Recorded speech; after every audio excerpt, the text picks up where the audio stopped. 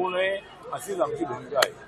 Sir, Raj Thackeray Uddhav Thackeray एकत्र आलेत, मराठी टक्क्याचा जो फटका आहे तो महायुतीला बसेल का, कसं बघता याकडे?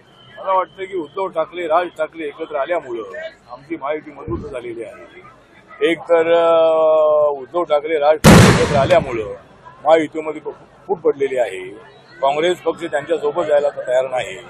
त्यामुळे मुंबईचं जे काय परिस्थिती आहे ती सगळी परिस्थिती जी आमच्या बाजूने आहे। मुंबईमध्ये जे 40% मराठी मतदार आहेत त्यापैकी 20-22% मतदार आम्हाला मतदान करतील आणि बाकी जे 60% नॉन मराठी मतदार आहेत ते मोठ्या संख्येने मुंबईमध्ये आमच्या सोबत राहतील। त्यामुळं मला असं वाटतं की जरी हे दोन भाव एकत्र आलेले असले तरी आम्हाला त्याचा मोठा फायदा महाराष्ट्रामध्ये मुंबईमध्ये होणार आहे। त्यामुळं त्या दोघा भावांना जर एकत्र आलेले असले तरी राज ठाकरेकडे सभामध्ये गर्दी करण्याची त्यांच्याकडे चांगली कुवत आहे, मतं मिळवण्याची कुवत त्यांच्यामध्ये नाही। माननीय बाळासाहेब ठाकरे एकदा म्हणाले होते माझ्या सभेत एवढी गर्दी असते मतं मिळत नाही आहे। त्यामुळं मला वाटतं की ठीक आहे ते त्यांनी प्रयत्न करावा। लोकशाहीमध्ये त्यांच्या बाजूने कौल गेला तर तो स्वीकारण्याची आमची तयारी आहे, पण कौल त्यांच्या बाजूने मुंबईत जाणार नाही आणि मुंबईमध्ये महायुतीचा झेंडा फडकेल येईल असा आम्हाला विश्वास आहे। तर महायुतीच्या उमेदवारांना निवडून आणण्यासाठी रिपाईची भूमिका महत्वाची असते, पण रायगड कोकणासह महाराष्ट्रामध्ये जर बघितलं तर रिपाईला कोणत्याही निवडणुकांमध्ये समाधानकारक जागा देत नाहीत, केवळ आपल्याला मंत्रिपद दिलं जातं, कार्यकर्ते नाराज असतात। मला वाटतं की कार्यकर्ते माझ्या मंत्रिपदामुळे सगळे कार्यकर्ते खुश आहे, पण आमच्या कार्यकर्त्यांनाही संधी मिळाली पाहिजे, कार्यकर्त्यांना सुद्धा सत्तेचा वाटा मिळाला पाहिजे यासाठी मी स्वतः प्रयत्नशील आहे। त्यामुळं नगरपालिका, जिल्हा परिषद, पंचायत समिती, महानगरपालिका ज्या या कोकणामध्ये आहे त्यामध्ये आम्हाला संधी मिळाली पाहिजे। त्यासाठी आज मी रामसिंग ठाकूर यांच्याशी चर्चा केलेली आहे, भरत गोगावले यांच्याशी बोललेलो आहे आणि रिपब्लिकन पक्षाला नक्की जागा दिल्या जातील असं त्यांनी मला सांगितलेलं आहे। काय संदेश द्याल? एक तर आजचा जो दिवस आहे हा तसा 3 ऑक्टोबर 1957ला रिपब्लिकन पक्षाची स्थापना झाली होती आणि रिपब्लिकन पक्षाच्या स्थापनेला 68 वर्ष संपलेली आहे। 69व्या वर्षामध्ये आम्ही प्रवेश केलेला आहे। एक तर आमच्यासाठी दुःखाची गोष्ट ही आहे सर्वात जुना पक्ष जो आहे, जुना पक्ष म्हणजे अनेक वर्षापूर्वीचा पक्ष, काँग्रेस पक्ष हा जुना पक्ष आहे, पण रिपब्लिकन पक्ष सुद्धा 68-69 वर्षापूर्वी स्थापन झालेला पक्ष आहे। पण अजूनही आमच्या पक्षाला पॉलिटिकल स्ट्रेंथ थोडी वाढवता आली नाही, कारण आमच्या समाजामध्ये बीके सुद्धा आहे। आमच्या रिपब्लिकन पक्षामध्ये इतर जातीच्या लोकांना आणण्यामध्ये आम्हाला एवढं अपयश आलेलं आहे। त्यामुळे बाबासाहेबांच्या खुल्या पत्रातला आरपीआय जर सुरू करायचं असेल तर बाबासाहेब आंबेडकरांनी शेड्यूल कास्ट फेडरेशन यासाठी प्रकल्प केली होती की बाबासाहेब आंबेडकर 2 वेळेला लोकसभेच्या निवडणुकीत हरले होते। बाबासाहेब लवकरो मतदारसंघामध्ये हरले होते, नंतर भंडाऱ्यामध्ये हरले होते। त्यामुळे बाबासाहेबांनी विचार केला की या पार्लमेंटरी डेमोक्रेसीमध्ये एका मताला एक किंमत आहे, 1 मॅन 1 व्होट 1 व्हॅल्यू। त्यामुळं शेड्यूल कास्टच्या मतावर या ठिकाणी निवडून येणं शक्य आहे। आपण निवडून आलो नाही तर सत्ता मिळणार नाही, सत्ता मिळाली नाही तर लोकांना बदल होणार नाही। म्हणून बाबासाहेब आंबेडकरांनी राम मनोहर लोहियांना पत्र लिहिलं होतं आणि काँग्रेसच्या विरोधामध्ये एकच पक्ष असावा तो म्हणजे रिपब्लिकन पक्ष अशी त्यांची भावना होती। तर आज महाडसारख्या एका क्रांतीभूमीमध्ये 20 मार्चला प्रत्येक वर्षी आम्ही येतो, पण महाड ही तशी कोकणची राजधानी आहे आणि आमच्यासाठी जय भीमवाल्यांसाठी, बाबासाहेबांच्या अनुयायांसाठी हे अत्यंत क्रांतिकारक अशा पद्धतीचं स्थळ आहे आणि म्हणून या ठिकाणी आम्ही मुद्दाम या सांजे मैदानामध्ये आजचा कार्यक्रम ठेवला होता।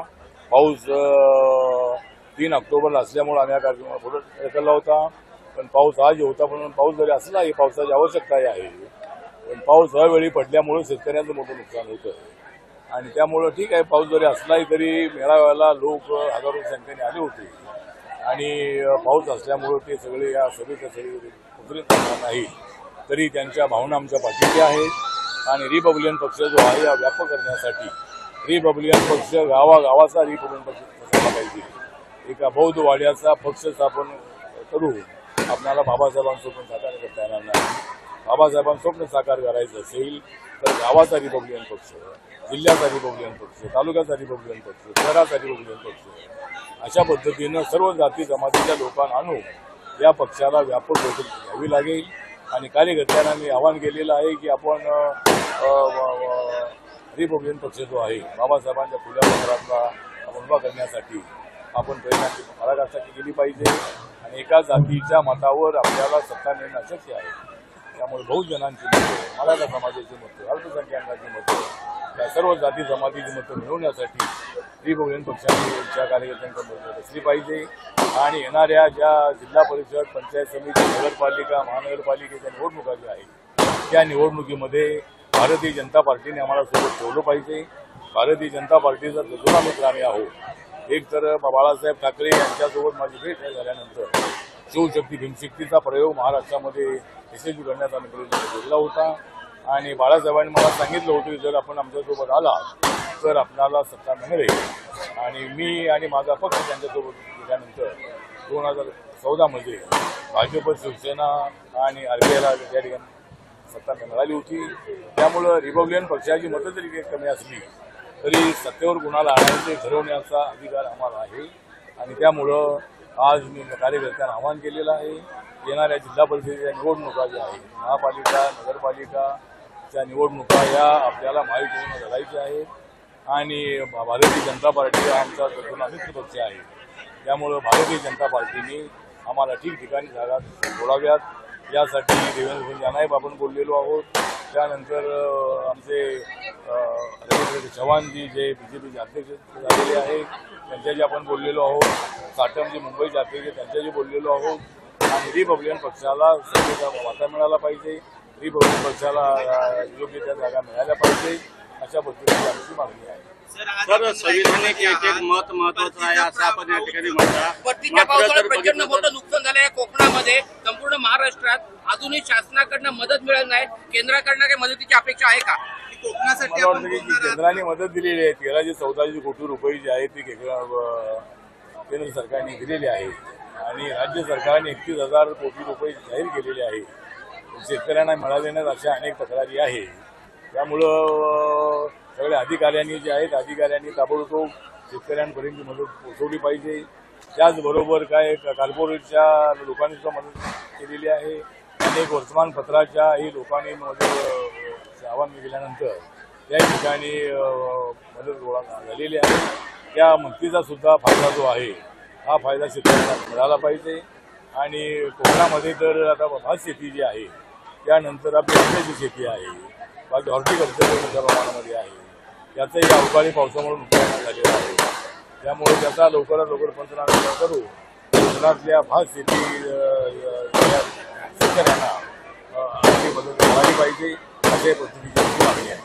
सर, मतदार याद्यांमध्ये जो घोळ होतोय त्यासाठी 2 ठाकरे आणि महाविकास आघाडीचे नेते एकत्र आलेले आहेत.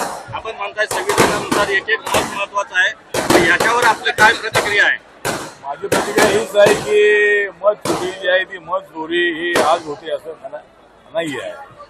मत चोरी ही अनेक वर्षांपासून होत आहे. त्यामुळं मत चोरी होऊ नये ही भूमिका आमची आहे.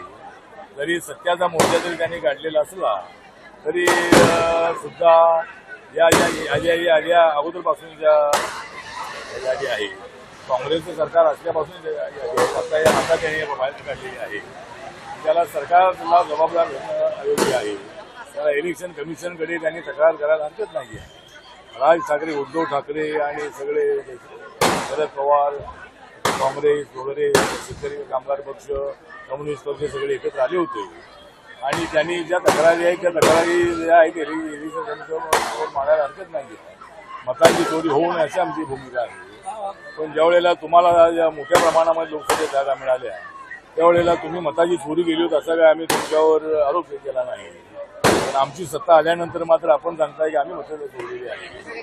आम्हाला मतं चोरण्याची आवश्यकता नाही आहे. नरेंद्र मोदींच्या नेतृत्वाखाली देश विकासाच्या दिशेने पुढे जातो आहे आणि महाराष्ट्राचा कायापालट करण्यासाठी हजारो कोटी रुपये केंद्राकडून आपल्याला मिळालेले आहेत. मुंबईसारखं शहर जे आहे ते आता बंद चाललेलं आहे आणि शहरामध्ये मोठ्या प्रमाणामध्ये बदल होत आहे. त्यामुळे मला असं वाटतं की मोठ्या प्रमाणामध्ये विकास होतो आहे पण मत चोरी होऊ नये ही भूमिका आमची आहे आणि मताची चोरी या पूर्वीच्या काळामध्ये अनेक लोकांनी केलेली आहे. मताच्या चोरीची भूमिका आमची अजिबात नाही आहे. मत चोरी होऊ नये यासाठी इलेक्शन कमिशननी जे काही त्यांनी निवडणूक दिलेली आहे त्याचा विचार करू इलेक्शन कमिशननी एकाच पत्त्यावर 100 व्यक्तीचे नावं असल्याचंही त्यामध्ये दाखवलेलं आहे. असं असेल तर ते अत्यंत चुकीचं आहे. एका 10 बाय 10च्या घरामध्ये 5-50 लोकांची नावं असणं हे अत्यंत अयोग्य आहे. ते अधिकाऱ्यांच्या खालच्या चुकीमुळं कदाचित असं झालेलं असेल त्याचा सरकारचा आणि आमचा काही संबंध अजिबात नाही. त्यामुळे अशा पद्धतीची जर नावं असतील तर ती रद्द केली पाहिजेत आणि इलेक्शन कमिशननी जे पुरावे सत्याच्या मोर्चामध्ये दिलेले आहेत ते तपासून त्या मत चोरी होणार नाही, बोगस मतदान होणार नाही याची खबरदारी घेणं अत्यंत आवश्यक आहे. आणि एक गोष्ट सांगतो की ज्यावेळेला मतदान होत असतं त्यावेळेला प्रत्येक उमेदवाराचा एक व्हॉलंटियर त्या ठिकाणी असतो, स्वयंसेवक त्या ठिकाणी असतो आणि त्यामुळं मताची चोरी त्या ठिकाणी झाली असं म्हणता येणार नाही. पण जर मताची चोरी होत असेल तर ती होऊ नये अशीच आमची भूमिका आहे. सर, राज ठाकरे उद्धव ठाकरे एकत्र आलेत. मराठी टक्क्याचा जो फटका आहे तो महायुतीला बसेल का, कसं बघता याकडे? मला वाटतं की उद्धव ठाकरे राज ठाकरे एकत्र आल्यामुळं आमची महायुती मजबूत झालेली आहे. एक तर उद्धव ठाकरे राज ठाकरे एकत्र आल्यामुळं महायुतीमध्ये फूट पडलेली आहे. काँग्रेस पक्ष त्यांच्यासोबत जायला तयार नाही. त्यामुळे मुंबईचं जे काय परिस्थिती